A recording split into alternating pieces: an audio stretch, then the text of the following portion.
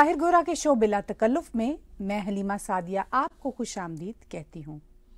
आज के talk show में हम एनालिसिस करेंगे इंडिया कनाडा की एक दूसरे के मुल्कों में इलेक्शंस में दखल अंदाजी की इल्ज़ाम तराशियों के हवाले से।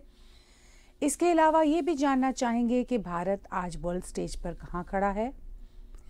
पाकिस्तान में इलेक्शन 8 फरवरी को होगा।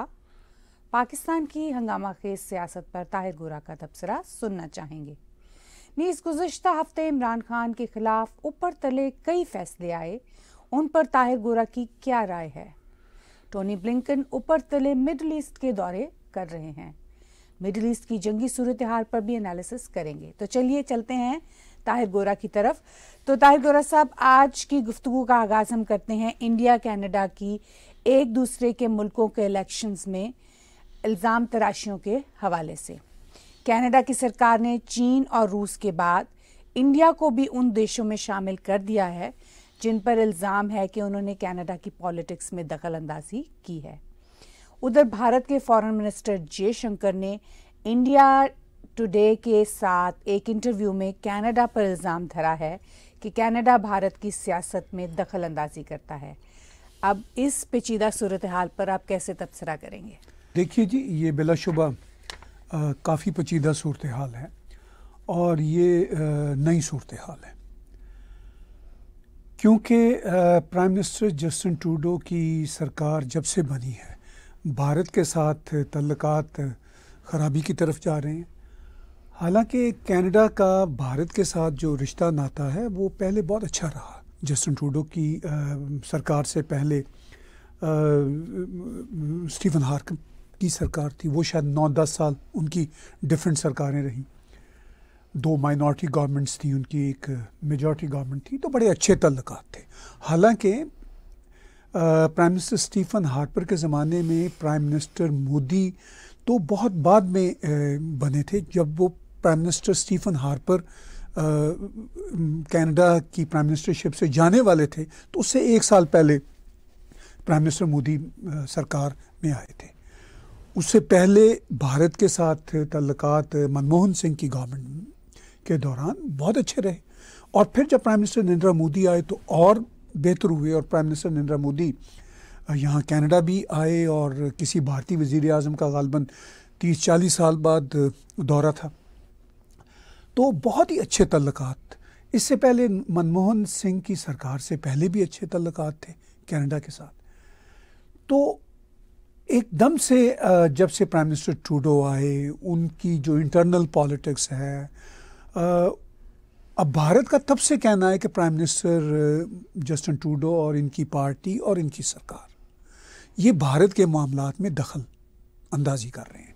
अच्छा, ये सिर्फ भारत की प्राइम मिनिस्टर नरेंद्र मोदी की सरकार का नहीं कहना था।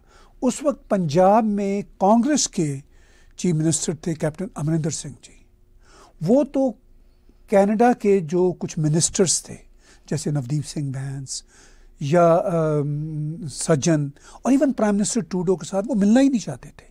प्राइम मिनिस्टर ट्रूडो का गालबन 2018 का एक बड़ा डिजास्ट्रस किस्म का दौरा था इंडिया का, जिसमें वो बॉलीवुड स्टार के तौर पर नाच रहे थे, और प्राइम मिनिस्टर मोदी का स्केड्यूल था सिर्फ उनसे 1 दिन ही मुलाकात का मामला, और ये हफ्ता 10 दिन वहाँ पे मतलब मौजें करते रहे प्राइम मिनिस्टर ट्रूडो। फिर 2 फंक्शंस में खालिस्तानी एक्सट्रीमिस्ट भी जो कैनेडियन सरकार की तरफ से, एम्बेसी की तरफ से वहाँ पे डिनर दिए गए थे, वहाँ पे प्राइम मिनिस्टर ट्रूडो के डेलीगेशन में शामिल थे। तो बहुत डिजास्टर्स दौरा था।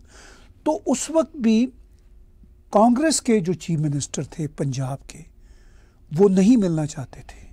बड़ी मुश्किल से इनकी एक मुलाकात हुई थी।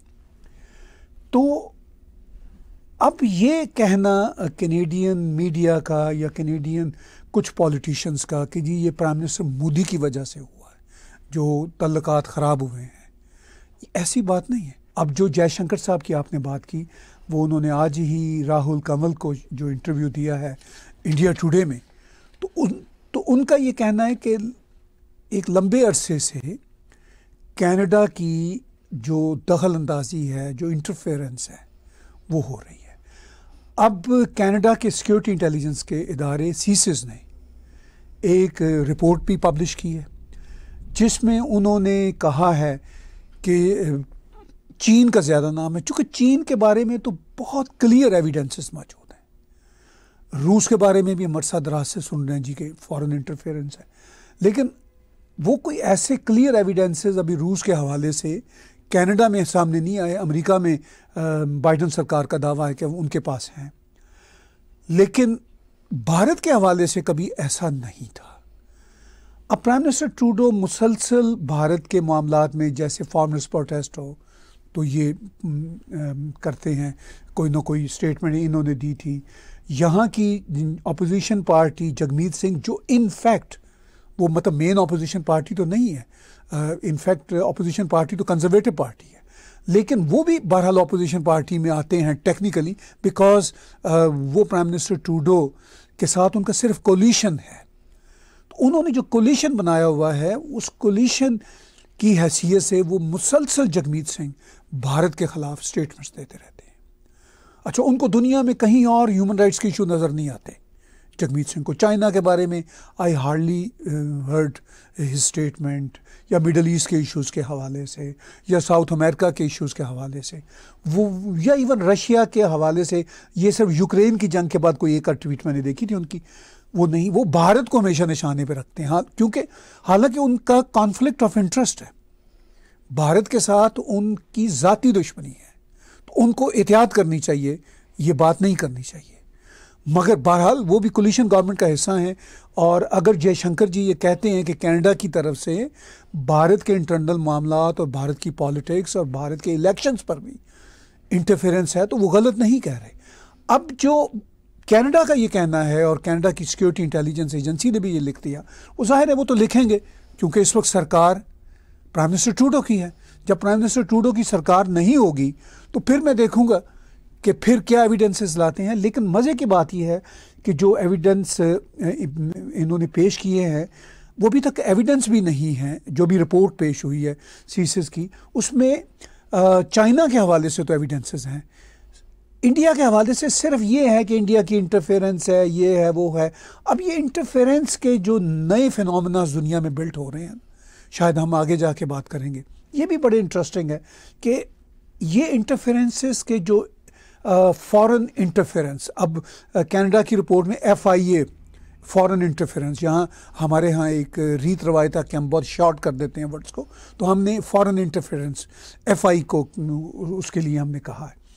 तो अब ये जो फॉरेन इंटरफेरेंस है, ये दुनिया के बहुत सारे देश शोर मचाते रहते हैं, लेकिन मेरा ख्याल है आगे चल के मैं थोड़ी सी और वजाहत करूंगा। चलिए अब वापस आते हैं इस तरफ। गुज़िश्ता कुछ सालों से, जब से सोशल मीडिया पावरफुल हो चुका है, तब से कनाडा, अमेरिका की सरकारें चीन और रूस पर, उनके देशों की पॉलिटिक्स पर इन्फ्लुएंस की बातें कर रही हैं। आप इस सूरत हाल को जनरली किस तरह देखते हैं, जैसे कि अभी आपने बताया भी? जी, मैं बिल्कुल मजीद इसकी वजाहत करता हूँ। ये बड़ा अहम आपने नुक्ता उठाया कि सोशल मीडिया के पावरफुल हो जाने के बाद, और ये जो आर्टिफिशियल इंटेलिजेंस है और IT की दुनिया के बहुत स्ट्रॉन्ग हो जाने के बाद, अब अमेरिका और कनाडा की तरफ से ख़ास तौर पर रूस और चीन पे इल्ज़ामात कोई 8-10 साल से चल रहे हैं। और अमेरिका ज़्यादा रूस पे इल्ज़ाम लगाता है और चीन पे भी लगाता है। चीन पे डिफरेंट नौइयत के हैं, मगर ख़ास तौर पर जो डिप्लोमेट्स हैं वहाँ पे, डेमोक्रेट्स कहना चाहिए, जो अमेरिका में हैं, तो डेमोक्रेट्स जो हैं अमेरिका में, वो बहुत शोर मचा रहे हैं। जब बाइडन की पहली सरकार बनी थी, और फिर जब पिछला इलेक्शन प्रेसिडेंट, माफ़ी चाहता हूँ, जब ट्रंप की पहली सरकार बनी थी, और फिर जब पिछला इलेक्शन हुआ तो उसमें ट्रंप ने इलेक्शन रिजल्ट्स को मानने से इनकार कर दिया और बाइडन की सरकार बन गई। तो प्रेसिडेंट बाइडन या डेमोक्रेट्स का यही कहना था दोनों बार कि जी ये रूस की मिली भगत थी, रूस ने सोशल मीडिया पे मिलियंस एंड मिलियंस डॉलर का खर्च किया और हमारे ख़िलाफ़ सीन एंड अनसीन किस्म की कैंपेन चलाई और इस तरह की बातें। अच्छा, दूसरी तरफ देखिए, रूस की सरकार कोई आइडियल सरकार हरगिज़ नहीं है। ना व्लादिमीर पुतिन कोई डेमोक्रेटिक आदमी है, डिक्टेटर है सॉर्ट ऑफ। लेकिन इसके बावजूद अमेरिका, यूरोप और किसी हद तक कनाडा की तरफ से हमेशा रूस पे दबाव रहा कि जी आप ये नहीं करते, आप वो नहीं करते। रूस में अगर किसी ने जमहूरियत की कोशिश की तो यहाँ से पूरी उनको मदद मिली। तो असूली तौर पर ये अमेरिका, यूरोप, कनाडा की तरफ से रूस के अंदर मुदाखलत थी, ये बात तो माननी होगी, लेकिन नहीं मानते ये लोग। अच्छा, इसी तरह भारत के अंदर जो इनके दबाव रहते हैं वेस्टर्न वर्ल्ड के, वो बिल्कुल अंदरूनी मुदाखलत हैं और कोई आज की नहीं है, नहीं मानते। अभी मैं पीछे बात कर रहा था ख़ास तौर पर इलेक्शन 2019 जो कनाडा में हुए और 2021 के हवाले से कनाडा ने इल्ज़ाम लगाया भारत पे कि भाई आपने इंटरफेयर किया था। अब मैं खुद 2019 में इलेक्शन का एक राइडिंग में कैंडिडेट था, मुझे कोई ऐसा एक्सपीरियंस नहीं है।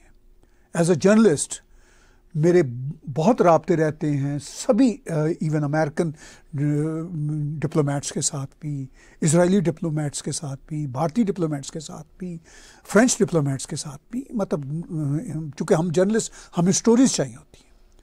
मुझे नहीं याद कि जो भारतीय डिप्लोमेट्स हैं उन्होंने कभी मुझे या किसी को कहा हो। अब देखिए, इंडियन बैकग्राउंड के कई मेंबर पार्लियामेंटेरियन फेडरल सरकार में भी हैं और ओंटारियो की गवर्नमेंट में और दूसरे प्रोविंसेस की गवर्नमेंट में भी है। मुझे फेडरल सरकार और ओंटारियो का ख़ास तौर पर पता है। जो हमारे भारतीय ओरिजिन के लोग हैं उनको कोई डिक्टेशन नहीं मिलती, क्योंकि they are good friends of mine, और ना वो डिक्टेशन लेने वाले हैं, ना उनको कोई डिक्टेशन मिलती है। चाइनीज़ के मामले में ऐसे शवाहिद हैं। खुद माइकल चोंग ने, जो चाइनीज़ बैकग्राउंड के हैं, उन्होंने चाइना की सरकार पे ये इल्ज़ाम लगाया कि इन्होंने मुझे प्रेशराइज़ करने की कोशिश की थी। इसमें कोई शक वाली बात नहीं। मतलब मैं ये कहूँगा कि मैं ज़ाती तौर पर भी उसका विक्टिम रहा हूँ। पाकिस्तानी डिप्लोमेट्स ने हमेशा मुझे प्रेशराइज़ करने की कोशिश की है, डायरेक्टली भी या इनडायरेक्टली भी। उन्होंने कनाडा की पॉलिटिक्स में भी और कनाडा की सहाफ़त में भी असरअंदाजी की है, और वो करते हैं और वो बेतहाशा करते हैं। मेरे पास सबूत मौजूद है और मैंने वो सब के सब शेयर किए हुए हैं कनाडा की सरकार के कुछ लोगों के साथ, और वो मतलब कन्विंस हैं कि हाँ ये ऐसा हुआ है, लेकिन वो बात नहीं करते। ऑफिशियली कभी किसी ने नहीं कहा कि भाई पाकिस्तानी बैकग्राउंड के कुछ जो पार्लियामेंटेरियंस हैं, सारे नहीं लेकिन कुछ, बहरहाल मतलब ज़ाहिर ज़रीन है कि कश्मीर के इशू पे पाकिस्तानी बैकग्राउंड की 3 MPs, वो कैनेडियन MPs हैं। पाकिस्तानी बैकग्राउंड की कंजर्वेटिव सेनेटर एक, वो सब पाकिस्तान के कॉन्सुलेट के अंदर मौजूद होके वो मतलब भारत के खिलाफ बातें कर रहे हैं। तो वो मेरे लिए पाकिस्तानी मेंबर पार्लियामेंटेरियंस नहीं है, they are Canadian member parliamentarian. असल में यही फाइन लाइंस हैं जिस पे डिप्लोमेसी का हाथ थामना और बहुत एहतियात के साथ उस पे चलना बहुत ज़रूरी है, जो कि फाइन लाइंस पॉलिटिकल आइडियाज़ से लेकर एग्जीक्यूशन तक बहुत गलत मलत हो चुकी हैं, जिसमें मुझे लगता है कि रैशनैलिटी और एक इंटेलेक्चुअल अप्रोच से ज़्यादा जज्बाती, इमोशनल और टेम्पररी इन्फ्लुएंसेस के ऊपर जाता है। लेकिन खैर देखिए, मैं इसमें थोड़ी सी बात और करूँगा। देखिए, इसमें कंजर्वेटिव पार्टी की, यानी ये लिबरल पार्टी का सिर्फ मसला नहीं है, उसकी एक सेनेटर ने पार्लियामेंट में फैसिलिटेट किया, पार्लियामेंट का हॉल खालिस्तानियों को दिया। वो सब मौजूद है, मतलब ओपन सीक्रेट्स हैं। यूट्यूब पे वीडियोस लगे हुए, फेसबुक पे वीडियोस लगे हुए, मैंने इस पे शोज़ किए हुए, सारी की सारी चीज़ें रिपोर्ट हुई हैं। अब इस सारी सिचुएशन में अच्छा, सिर्फ इनका मामला नहीं है, चलिए पाकिस्तानी भी छोड़िए, चाइनीज़ भी छोड़िए, रशियंस भी छोड़िए, यहाँ पे इजरायली कम्युनिटी है। इजरायली कम्युनिटी इसराइल के लिए ठीक ठाक ना सिर्फ लॉबिंग करती है बल्कि प्रेशर डालती है, डालना चाहिए। मतलब मैं इसके ख़िलाफ़ नहीं हूँ, इसलिए कि अब इतने बड़े बड़े डायस्पोरा हो चुके हैं, तो वो जो प्रेशर होता है वो कैनेडियन सरकार के ऊपर आता है। तो क्या आता है फिर? वो इजराइल की इंटरफेरेंस है। इवन आर्मीनिया जैसा रिलेटिवली छोटा मुल्क, आर्मीनियन जीनोसाइड का इशू हो, या इवन आर्मीनिया के ऊपर जो अज़रबैजान के जो मुख्तलिफ तरह के मजालिम रहे, ये वो आर्मीनियन कम्यूनिटी उठाती है। कॉप्टिक क्रिश्चियंस कम्यूनिटी जो इजिप्ट की है, इवन सूडानी कम्यूनिटी, सोमाली कम्यूनिटी, इतने बड़े बड़े डायस्पोरा, इतनी बड़ी बड़ी कम्यूनिटीज़ कनाडा में सभी मुल्कों की रहती हैं। तो अब ये चेरी पिकिंग है कैनेडियन इस सरकार की कि वो मतलब जिसको उठाना होता है उठाएंगे। हालांकि भारतीय मेरे नज़दीक इतनी बड़ी कम्यूनिटी है, उनका इतना दबाव नहीं है अभी कनाडा की सरकार पे जितना होना चाहिए। मैं तो खुद भारतीय कम्युनिटी को कहता रहता हूँ कि भाई आपकी जो बाकी कम्युनिटियों की निस्बत, मतलब जैसे फ़लस्तीनी हैं, उन्होंने, या सीरियंस हैं, या फ़लस्तीनियों के जो सपोर्टर हैं, उन्होंने नाक में दम कर रखा हुआ है प्राइम मिनिस्टर ट्रूडो का।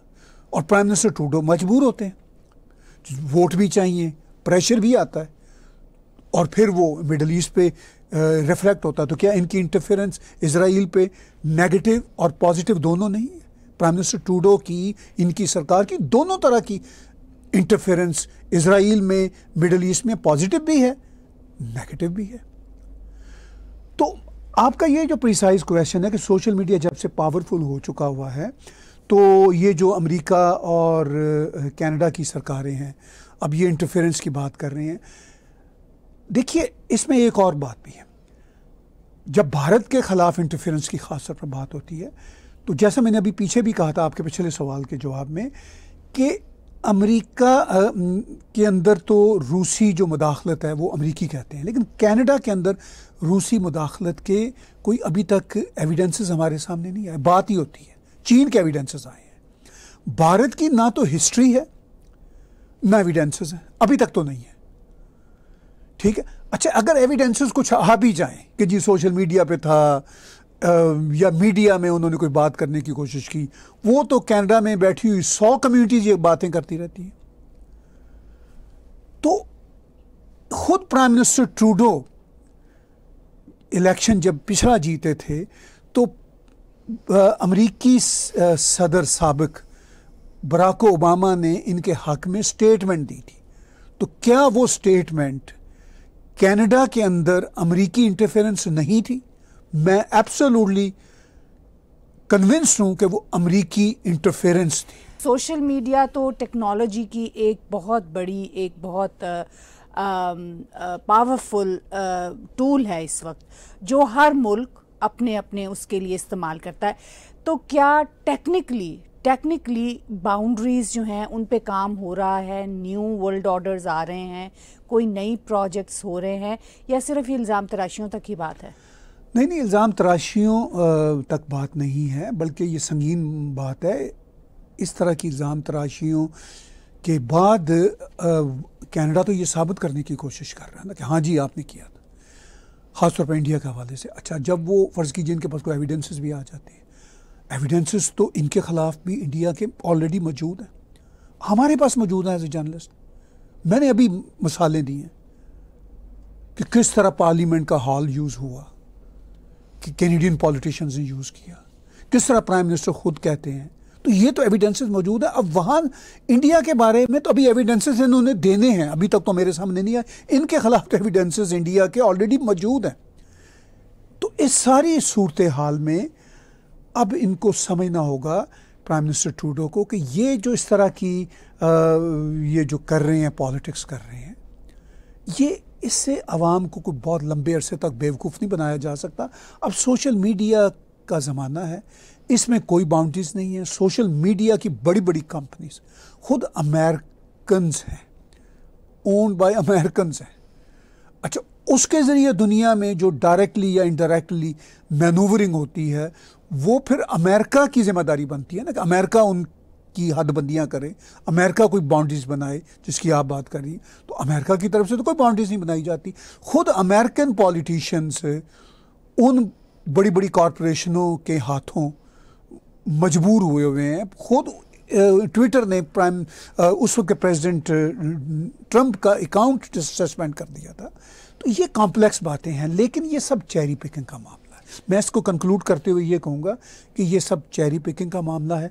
जिस वक्त इन इश्यूज़ पे इंटरनेशनल लीडर्स को, और ख़ास तौर पर चूँकि हम बात कनाडा और अमेरिका की कर रहे हैं और ख़ास तौर पर कनाडा की कर रहे हैं, जिस वक्त इस कैनेडियन सरकार के प्राइम मिनिस्टर और उनके हवारियों को जो बात सूट करती है वो करते हैं।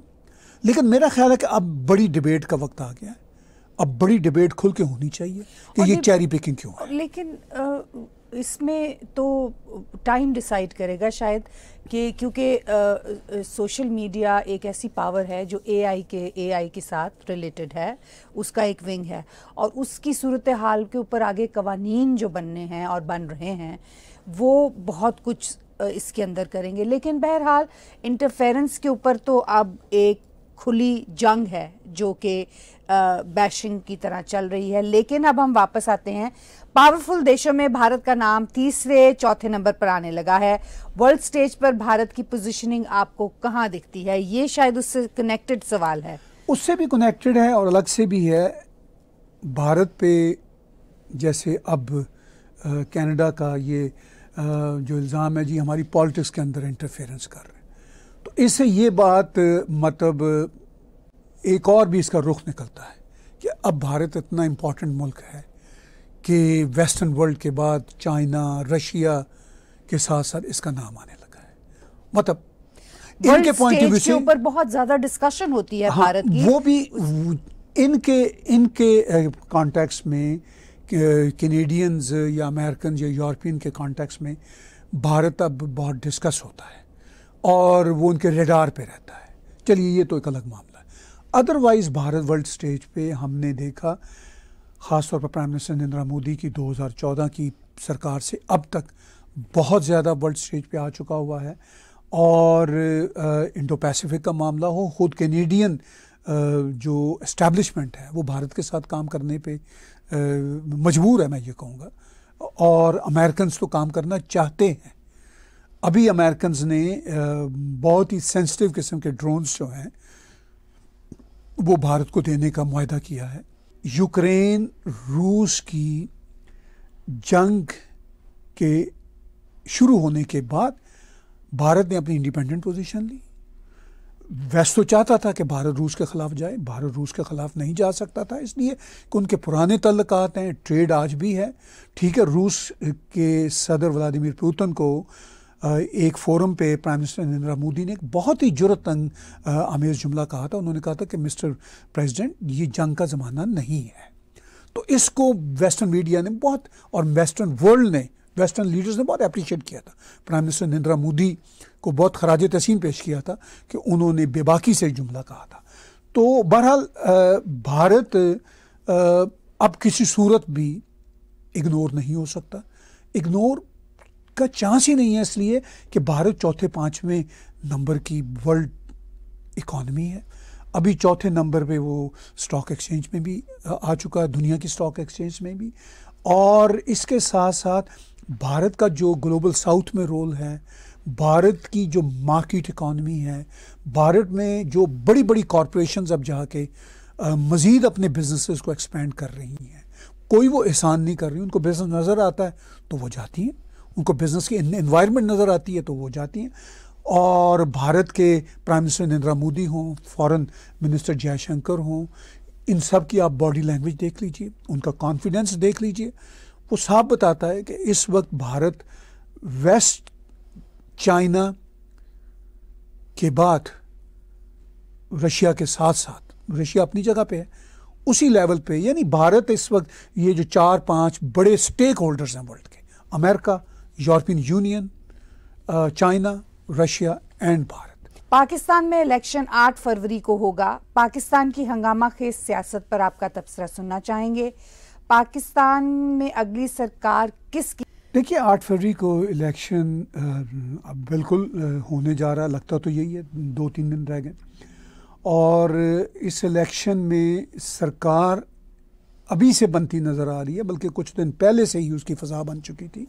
वो गालबन नवाज शरीफ की सरकार होगी। मेरा नहीं ख्याल कि उनकी मेजॉरिटी गवर्नमेंट होगी, उनको कुछ हंग पार्लियामेंट दी जाएगी, क्योंकि मैनूवरिंग है पाकिस्तान में। हमेशा इलेक्शन जो है ना, किसी न किसी तरह की मैनूवरिंग होते हैं, सिस्टम ऐसा है वहाँ पे। और यानी वो जो इमरान खान के ज़माने से एक हाइब्रिड रजीम बनी थी वो अब कंटिन्यू होगी। और इमरान खान की पार्टी पॉपुलर है, उनकी पार्टी को उनकी पार्टी सिंबल पे, बल्ला के निशान पे इलेक्शन लड़ने की इजाज़त नहीं है। इसका मतलब यही है कि जो भी उनकी पार्टी से लोग इलेक्शन जीतेंगे वो फ्लोर क्रॉसिंग कर सकेंगे, यानी वो लोटे बन सकेंगे, वो जिधर चाहेंगे जा सकेंगे। पॉलिटिकल मैनूवरिंग का हाँ, आसान वो पूरे का पूरा रास्ता पाकिस्तान की आर्मी ने निकाल दिया। तो अपरेंटली यही लगता है कि ये नवाज शरीफ साहब गालबन चौथी बार प्राइम मिनिस्टर बनेंगे और उनकी सरकार होगी। आई डोंट थिंक सो ये मेजॉरिटी सरकार होगी, उनको साथ दिया जाएगा इधर उधर से लोगों का, ताकि पावर शेयरिंग का शायद फॉर्मूला है कुछ। पावर शेयरिंग तो खैर नहीं, वो भी ऐसे ही एक बेकार सी है। वहाँ पे पावर शेयरिंग नहीं होती, वहाँ पे पावर आर्मी के पास रहती है। वो सिर्फ और सिर्फ आपको कुछ लोग देते हैं कि जी आप सरकार बना लें। जब आप आर्मी को आंखें दिखाएंगे तो वो अपने लोग वापस ले लेते हैं और आपकी सरकार गिर जाती है और आप जेल में होते हैं या कोई आपके खिलाफ मुकदमे शुरू हो जाते हैं। ये कोई नई बात नहीं, ये हम continuity of at least 10-15 years नहीं, ये मैं तो कम से कम 1988 के पहले इलेक्शन से आज तक देख रहा हूँ। यानी वो 1988 का जो पहला इलेक्शन, मैं इसलिए कह रहा हूँ कि ज़िया-उल हक का दौर था, आमरीत का जो ख़त्म हुआ, तो उसके बाद जो इलेक्शन चले हैं तब से अब तक इसी तरह हो रहा है। लेकिन अब खुले बंदों हैं, हर चीज़ ओपन। तब भी ओपन था। 1988 से मैं विटनेस हूँ इस सारे सीन का। 88 से अब तक हर चीज़ ओपन है, कोई चीज़ छुप छुपा के नहीं हो रही। मैंने तो ख़ुद पाकिस्तान में रहते हुए 1992 में किताब छापी थी, पाकिस्तान में इंटेलिजेंस एजेंसियों का सियासी किरदार। ओपन थी हर बात उसमें, और वो मतलब सिलसिला तब से अब तक एज इट इज़ चल रहा है।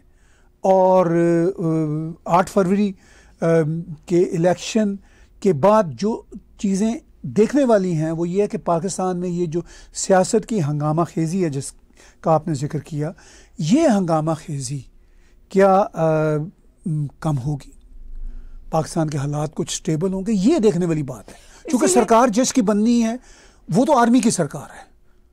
वो यही बात है, बार बार सवाल तो यही बनता है कि क्या इलेक्शंस की ज़रूरत क्या है? जब नहीं, इलेक्शन तो खैर कराने होते हैं इसलिए कि वो फिर कोई मतलब ऊँट किसी करवट बैठ ही नहीं सकता, ऊँट को किसी न किसी करवट बिठाना होता है। फिर उसके बाद देखना होता है कि भाई हालात स्टेबल हो पाएंगे 1-2 सालों के लिए एटलीस्ट, क्योंकि पाकिस्तान की इकॉनमी बहुत ख़राब है, इंटरनेशनल स्टेज पे पाकिस्तान का बहुत बुरा हाल है। तो 2 साल से ये जो अभी मतलब बहुत ही डामाडोल मुल्क की सूरत हाल चल रही है, ये कुछ थोड़ी सी धूल बैठेगी, डस्ट सेटल होगी for the time being. Pakistan में डस्ट सेटल फॉरएवर वाली कोई बात नहीं है, इवन लंबे अरसे वाली भी कोई पॉसिबिलिटी नहीं है। 1-2 साल के लिए भी डस्ट सेटल हो जाए तो बड़ी बात है। वो देखेंगे हम इस इलेक्शन के बाद किस तरह की सरकार बनती है और उस सरकार में कैसे आर्मी के लोग मज़ीद इंडक्ट होते हैं। सारी आर्मी की लोग होंगे, हत्ता कि जो मेन चेहरे भी होंगे, चाहे नवाज शरीफ भी हों, वो भी आर्मी की आशीर्वाद से ही प्राइम मिनिस्टर बनेंगे। तो this country belongs to army. Imran Khan और उनकी बेगम बुशरा बीबी के खिलाफ ऊपर तले कई फैसले आए, जिनमें उनकी शादी के हवाले से शरिया कानून के मुताबिक फैसला तो बहुत शर्मनाक था। आप उन तमाम फैसलों को कैसे देखते हैं? देखिए जी, बज़ाहिर तो ये शरिया कानून के तहत जो फैसला आया वो शर्मनाक था। मतलब मैं तो सेकुलर आदमी हूँ, पाकिस्तान का कॉन्स्टिट्यूशन भी सेकुलर है, उस हवाले से भी शर्मनाक था। मगर बुशरा बीबी और इमरान खान ये ख़ुद चूँकि रियासत मदीना के दावेदार थे, ये ख़ुद शरीयत के बहुत ही आशिक हैं, शरिया कवानीन के बहुत आशिक हैं। जिस तरह इमरान खान के हाथ में तस्बीह होती है और बुशरा बीबी जिस तरह उन्होंने एक मलम्माकारी की हुई है, मैं तो मलम्माकारी कहूँगा, जिस तरह उन्होंने की हुई है, जिस तरह ड्रामेबाजी वो करती हैं, अब ये जो अभी फाइंडिंग्स आई हैं इससे साबित होता है, तो उनको अपनी मेडिसिन टेस्ट करनी पड़ रही है। शरीयत की जो मेडिसिन और शरीयत का जो फर्दर बूटा उन्होंने लगाया था, एक्चुअली तो ये बूटा तो पाकिस्तान बनने से ही वहाँ पे लगा हुआ है, जिसको ज़िया-उल हक ने मज़ीद मतलब पानी दिया था। और अब इमरान खान भी सबसे ज़्यादा, हालांकि वो प्ले बॉय में, यस मैं प्ले बॉय था नहीं, वो है। अच्छा, मुझे इस पर कोई एतराज़ नहीं है अगर वो सिंगल हो, लेकिन वो तो एक अजीबोगरीब किस्म का ड्रामा है। तो उनका ही ये रियासत मदीना का मॉडल है। इस मॉडल में फिर इसी तरह का ही शर्मनाक फैसला आना था और उनको कबूल करना चाहिए, क्योंकि वो खुद इसी शरीयत के, इसी निज़ाम के आशिक हैं। जिसके अजीब बात यह है कि ये हदूद ऑर्डिनेंस और ये वो एक ज़माने में ये बहुत इसमें से बड़ी मुश्किल से निकले लोग, लगता है कि फिर वापस उसी डिच में आप जा रहे हैं। हदूद ऑर्डिनेंस से लोग अपरेंटली आपको निकले दिखाई देते हैं। वो मौजूद हैं पाकिस्तान के लॉज में, जो शरिया लॉज हैं उसमें मौजूद है। अगर कोई लगाना चाहेगा तो वो बिल्कुल लग जाएंगे, ऐसा नहीं है कि वो ख़त्म हो गए। तो अब इमरान खान ने तो मतलब एक शरिया की, रियासत मदीना की कोई ऐसी हवाएं चलाई थी, ठंडी हवाएं चलाई थी। वो ठंडी हवाएं अब तपती हवाएं बनकर उनके गालों पे पड़ रही हैं। तो इस हवाले से जो आपके क्वेश्चन का ये जो है सेगमेंट कि ये जो उनके शादी के मामलात पे जो आए हैं, और फिर देखिए फ्रैंकली जो बुशरा बीबी के हस्बैंड हैं खावर मानिका, उन्होंने जितने शर्मनाक बयानात अभी 2 दिन पहले कोर्ट में बयान किए, तफसीलात बयान की। अब पाकिस्तान के वो जो अल्लाह रसूल का नाम लेने वाले सारे टीवी एंकर हैं ना, वो कहते हैं जी कि हमारे कान लाल हो गए, हम बता नहीं सकते क्या कहा। अब वो 100 बंदों की मौजूदगी में उन्होंने कहा था, अब वो कौन सी बात सीक्रेट है जो ना। अच्छा, फिर वो खावर मानिका ज्यादा बेनिफिशियरी तो इसमें कहते हैं कि खावर मानिका, वही मैं देखिए ना, वही खावर मानिका वही अपनी बेगम की शादी इमरान खान से कराने में फैसिलिटेटर थे, क्योंकि उस वक्त इमरान खान ISI का लाडला था और वो ये चाहते थे कि इमरान खान वज़ीर आज़म बने और मेरी बेगम, यानी उस वक्त जो उनकी बेगम थी बुशरा मान, वो बन जाए इमरान खान की बेगम और फ़ायदे मुझे हों। और ये सब कुछ हुआ। ये तो उस वक्त तो मैं हैरान होती हूँ कि लोगों की याददाश्त कितनी कमज़ोर है।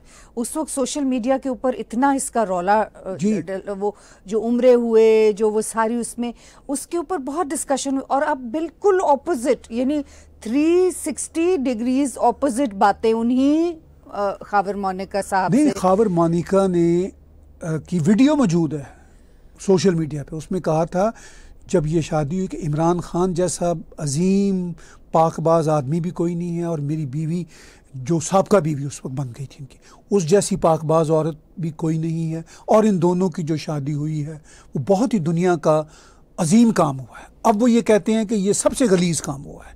अच्छा, ये सिर्फ खावर मानिका का मसला नहीं है, इमरान खान भी इतना ही घटिया और झूठा आदमी है जितना खावर मानिका है, और बुशरा बीबी भी कोई कम झूठी और कम नहीं है, जैसे कहना चाहिए मुलम्माबाज खातून। मैं दुख से ये कह रहा हूँ। अब देखिए, ये जो खातून हैं, इनकी बहन का मैं कल इंटरव्यू सुन रहा था किसी यूट्यूबर के चैनल पे, तो वहाँ पे इनकी बहन जिनके बारे में वो ख़ुद भी अपने इंटरव्यू में कह रही थी, वो कह रही थी कि मैं उनकी बड़ी बहन हूँ, मैंने मुतारिफ़ करवाया था बुशरा बीबी को इमरान से, ठीक है। और वो ये मतलब सारी रोयदाद बयान कर रही थी। खुद वो PhD है के ऊपर शायद कहते हैं। नहीं, वो उन्होंने कराया था। वो कहती थी कि मैं, चूँकि उनकी बहन का कहना है कि मैं तहरीक इंसाफ की पुरानी कारकुन थी, वो उन्होंने कनाडा से गालबन PhD की हुई है, दुबई में अब वो जॉब करती हैं।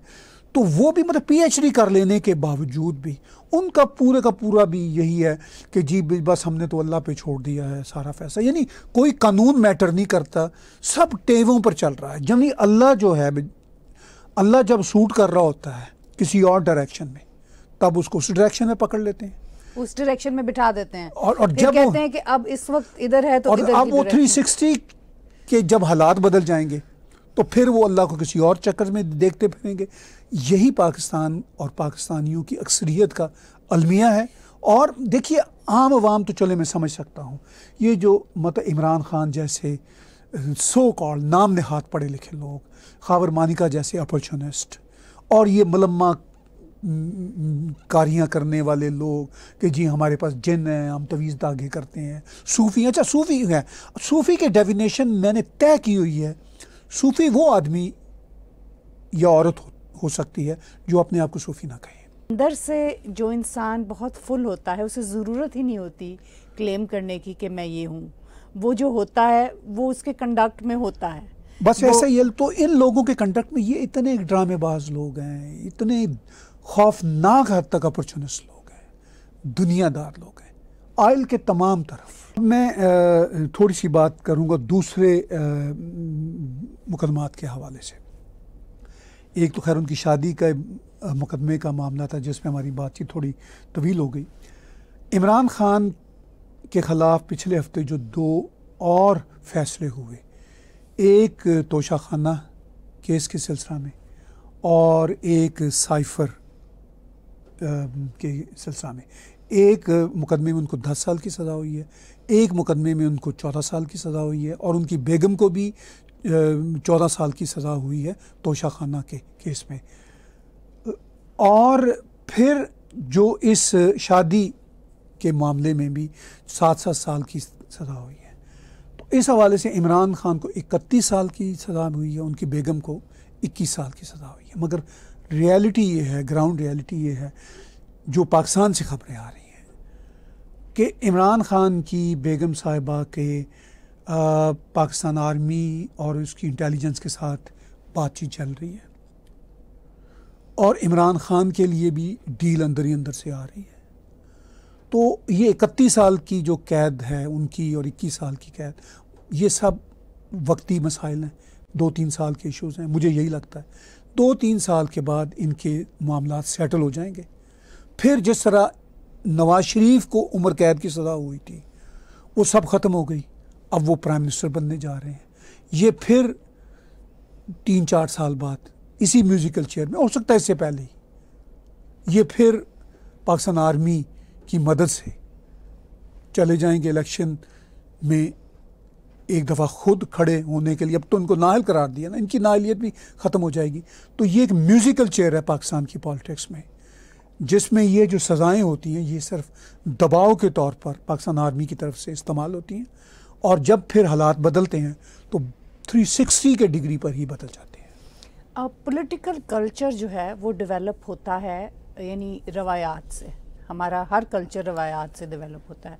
तो ये आप ये स्टेट करना चाह रहे हैं, जो मैं समझ सकी हूँ, कि ये कल्चरल रवायात जो पाकिस्तान की जितनी स्ट्रॉन्ग गलत किस्म की डेवलप हुई हैं, ये इनके ऊपर तड़का है। क्या मैं सही समझ रही हूँ?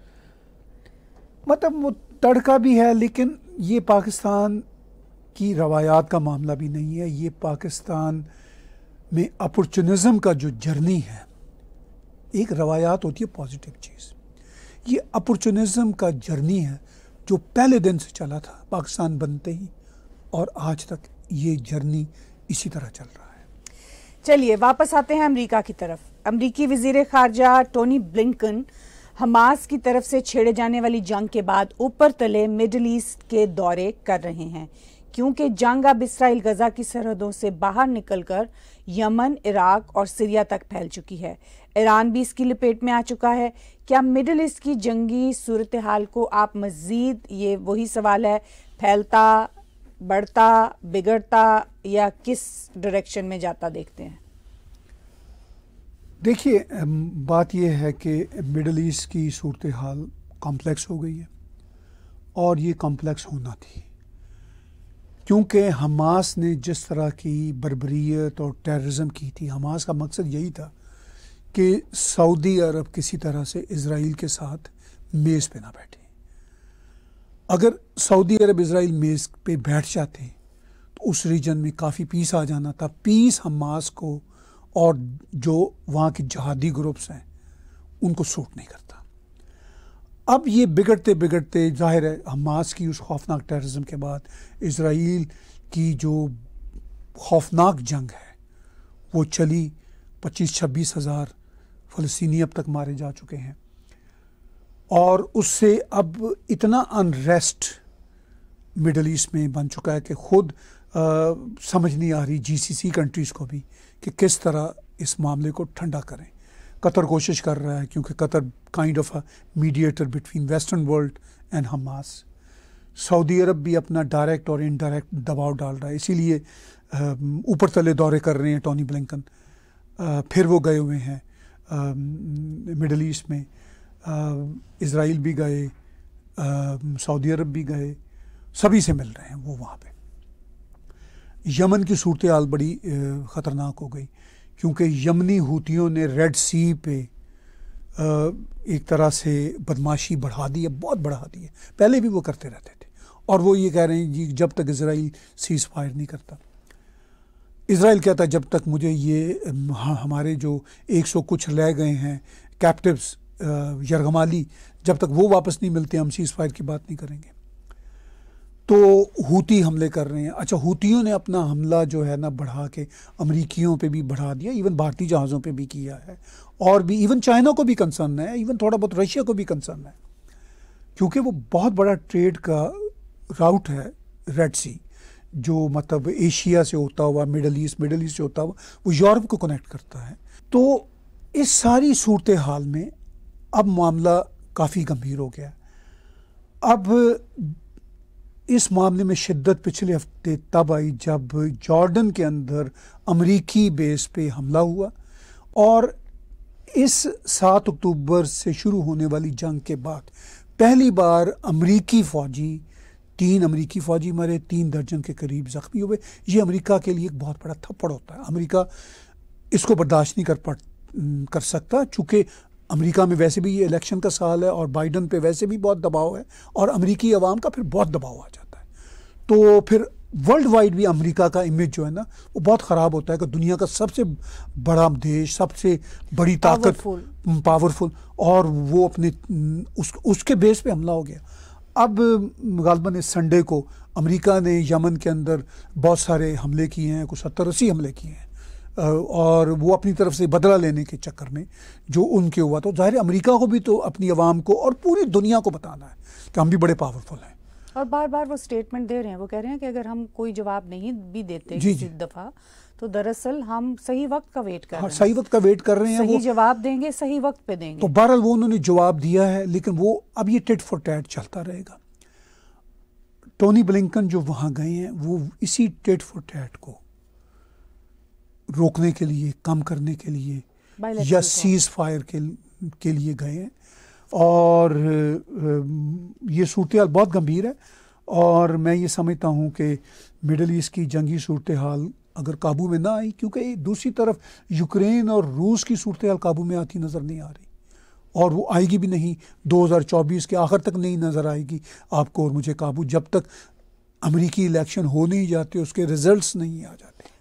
आप एक बात बताइए कि सवाल ये उठता है कि अभी आपने जिसको टच किया कि क्या ये इलेक्शन रिलेटेड मामलात हैं? मुझे लगता है ये मामलात हाथ से निकलते नज़र आते हैं। इलेक्शन रिलेटेड इसलिए होते हैं कि अमेरिका में जो भी नई सरकार बनती है, जो भी नया प्रेसिडेंट बनता है, वो दुनिया पे बहुत असर रखता है। अब चूँकि इस वक्त लड़ाई नज़र आ रही है बाइडन और ट्रंप के बीच, अगर ट्रंप इलेक्शन लड़ पाएंगे तो नेक टू नेक मुकाबला है, बल्कि इस वक्त के पोल्स के मुताबिक ट्रंप का पलड़ा भारी है। अगर फ़र्ज़ कीजिए ट्रंप इलेक्शन में आने के लिए कामयाब हो जाते हैं, इलेक्शन में वो जीत भी जाते हैं, फ़र्ज़ कीजिए, तो रूस को ये उम्मीद है कि क्योंकि ट्रंप रूस के व्लादिमीर पुतिन के इतना ख़िलाफ़ नहीं है, नंबर 1, नंबर 2 वो यूक्रेन के इतना हक में नहीं है, तो रूस को ये उम्मीद है कि फिर जंग से एग्ज़िट स्ट्रेटजी निकल आएगी। हालांकि मैं नहीं समझता कि रूस को ये तवक्को रखनी चाहिए कि अगर ट्रंप जीत भी जाएं, फ़र्ज़ कीजिए, तो उनकी मर्ज़ी के मुताबिक कुछ हो जाएगा, क्योंकि ट्रंप भी उस वक्त वो कुछ करेंगे जो उस वक्त पेंटागन चाहेगा, जो अमेरिका का डीप स्टेट चाहेगा। तो लेकिन ट्रंप का भी उन पे असर होगा, पेंटागन का ट्रंप पे असर होगा अगर ट्रंप जीत जाते हैं तो ये बड़े कॉम्प्लेक्स इश्यूज़ हैं, और इसलिए फिर वो रूस ये देखता है कि 2 सालों से जंग जारी है, 1 साल और जंग जारी रखेंगे, हो सकता है ट्रंप आ जाए, हो सकता है ट्रंप की पॉलिसीज़ हमारे लिए थोड़ी सी फेवरेबल हों और हमें भी जंग से निकलने की कुछ एग्ज़िट स्ट्रेटजी मिल जाए। तो ये सारे का सारा सीन है जो इस वक्त चल रहा है। लेकिन सरेदस्त अभी तो ये साल ख़त्म होने में एक पूरा साल पड़ा है, सरेदस्त तो 1 साल की जंग की कॉस्ट ही को $100-150 बिलियन है और कई हज़ार जानें हैं, और ये उधर रूस यूक्रेन का मसला है, इधर ये हज़ारों लोग मर रहे हैं, मतलब हज़ारों फ़लस्तीनी मर रहे हैं, सैकड़ों इजरायली फ़ौजी मर रहे हैं, और बिलियंस एंड बिलियंस डॉलर का नुकसान हो रहा है। पूरी दुनिया में थरथली मची हुई है। और टोनी ब्लिंकन अगर मतलब यहाँ अमेरिका में वाशिंगटन में बैठ के वो अब शैम्पेन तो पीने से रहे, अब उनके लिए ये यही एक मुश्किल टास्क है। आज का बिला तकल्लुफ़ शो करने का और अपनी बिला तकल्लुफ़ राय देने का बहुत बहुत शुक्रिया। आज का बिला तकल्लुफ़ शो ताहिर गोरार मेरे साथ देखने का बहुत शुक्रिया। आप हमारे टैग टीवी के यूट्यूब चैनल को सब्सक्राइब कीजिए। हमारे इसी चैनल पर मौजूद डोनेट के बटन को दबाकर आप पैट्रियन, पेपॉल या क्रेडिट कार्ड के जरिए डोनेट कर सकते हैं।